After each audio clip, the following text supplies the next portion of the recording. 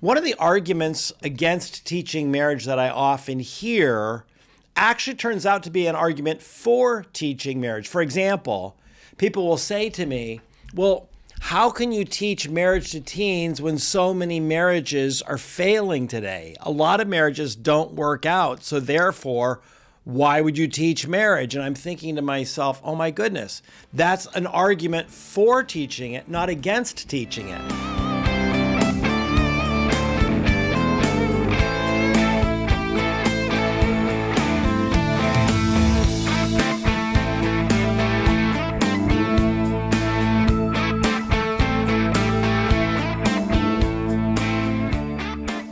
Hi, welcome to the National Marriage Campaign podcast. I'm your host, Scott Phelps.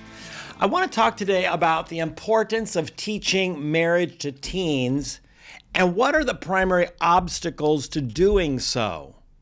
I have found that many teachers are a little bit nervous, a little bit hesitant, a little bit cautious about broaching the subject of marriage. I think there's several reasons why. One of the arguments against teaching marriage that I often hear actually turns out to be an argument for teaching marriage. For example, people will say to me, well, how can you teach marriage to teens when so many marriages are failing today? A lot of marriages don't work out, so therefore, why would you teach marriage? And I'm thinking to myself, oh my goodness, that's an argument for teaching it, not against teaching it. The fact that many marriages today struggle is an indication that we need to do a better job educating and equipping our young people how to prepare well for and to form healthy, stable future marriages. Look, if a kid is doing poorly in math, you don't say, well, math scores are down, so I guess we shouldn't be teaching math. No, it's the opposite. If math scores are down, you think, we need to redouble our efforts and we do a much better job teaching math. Same thing here. Because marriage in America today is in a disarray, what we have to do is a better job of helping young people prepare well for healthy future marriage. And that's where abstinence comes into the equation.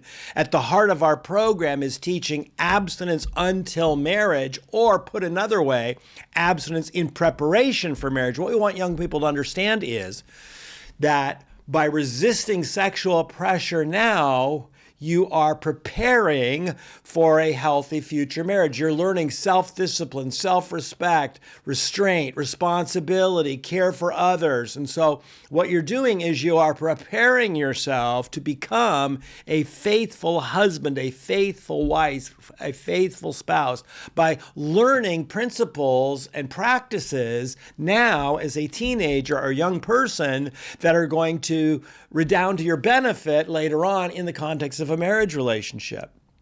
So that we have research that shows that those who reserve sexual activity for the context of marriage have significantly higher rates of marriage longevity. And so teaching marriage is a fundamental component of what we're talking to young people about when we're talking about sex.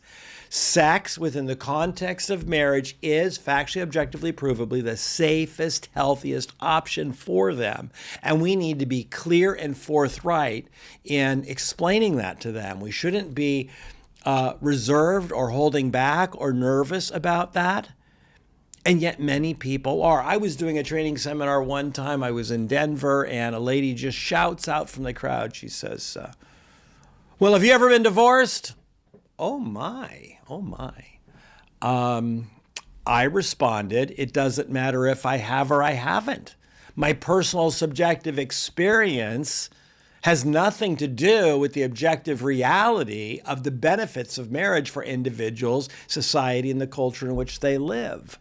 So I think that's another hindrance is people think of their own personal subjective experience and think that they are somehow limited in speaking objectively because of their subjective background. But it's not that. It's not about you. It's about what is true.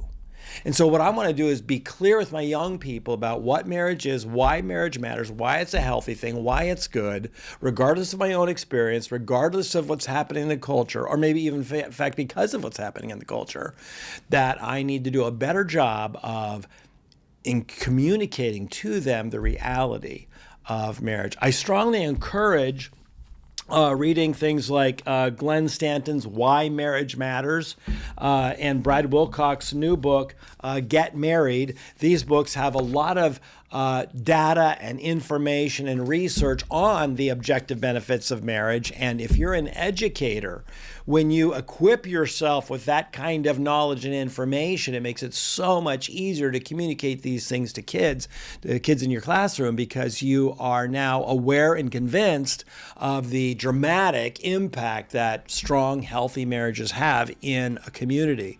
So really encourage you to talk to your young people about the value and the benefit of marriage and how to prepare for it well. That's at the heart of the National Marriage Campaign. Thank you.